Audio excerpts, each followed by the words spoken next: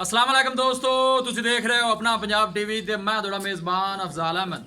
ਸਭ ਤੋਂ ਪਹਿਲੇ ਆਪਣੇ ਚੈਨਲ ਨੂੰ ਕਰੋ ਸਬਸਕ੍ਰਾਈਬ ਤੇ ਨਾਲ ਹੀ ਲੱਗੀ ਹੋਈ ਘੰਟੀ ਨੂੰ ਦਬਾਓ ਕਿਉਂਕਿ ਸਾਡੀ ਲੇਟੈਸਟ ਔਰ ਬਿਹਤਰੀਨ ਵੀਡੀਓ ਸਾਡੇ ਦੋਸਤਾਂ ਤੱਕ ਪਹੁੰਚੇ ਸਭ ਤੋਂ ਪਹਿਲੇ। ਲੋ ਜੀ ਦੋਸਤੋ, ਅਸੀਂ ਆਪਣਾ ਪੰਜਾਬ ਟੀਵੀ ਤੇ ਦੋ ਵੈਡਾਂ ਸੇਲ ਕੀਤੀਆਂ ਨੇ। ਸਾਡੇ ਬਹੁਤ ਹੀ ਅੱਛੇ ਸਬਸਕ੍ਰਾਈਬਰ ਨੇ ਰਿਆਜ਼ ਭਾਈ ਖੁਸ਼ਾਬ ਤੋਂ, ਉਹਨਾਂ ਨੇ ਜਾਨਵਰ ਸਾਡੇ ਤੋਂ ਖਰੀਦੇ ਨੇ। ਅੱਲਾਹ ਤਾਲਾ ਜਨਾਬ ਉਹਨਾਂ ਨੂੰ ਖੈਰੀ ਸਲਾਮਤੀ ਪਹੁੰਚਾਵੇ ਤੇ ਅੱਲਾਹ ਤਾਲਾ ਜਨਾਬ ਉਹਨਾਂ ਦੇ ਨਸੀਬਾਂ 'ਚ ਕਰੇ। ਜਾਨਵਰਾਂ ਦੀ ਲਦਾਈ ਕਰਾਉਣ ਲੱਗੇ हैं।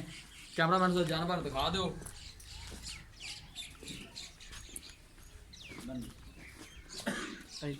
दो दिन पहले जनाब इन्होंने गावां की वीडियो पाई सी यूट्यूब पे। रियाज भाई ने जनाब खुशाब तो उन्होंने जानवर साढ़े तो खरीदे ने। अल्लाह ताला जनाब उन्होंने नसीबां च करे ते अल्लाह ताला इन्होंने खैरी सलामती पहुँचाए जी।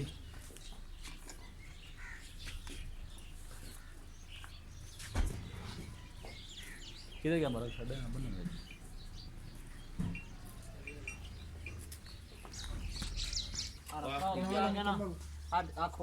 जी। गां नंबर 2 आ गई है। ए पीछे बच्ची है। करो जी लोड इनू।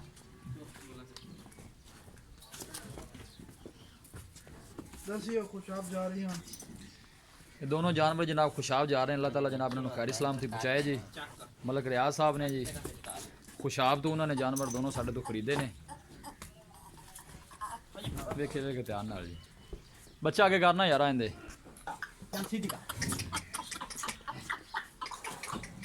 मलक रियाज माल साहब ने जनाब उन्होंने जानवर खरीदे ने जी। सरगोदे तो अहमद नवाज माल साहब ने जी। लो जी एक लोड हो गई है। लियाओ जी दूसरी भी लियाओ।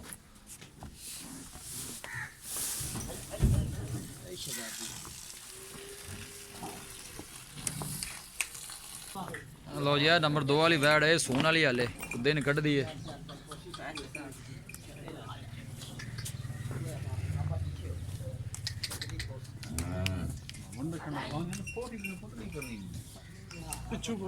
आसरा करना पौना है।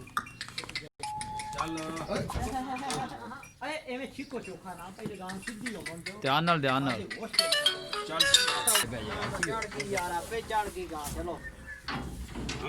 यार दक्ष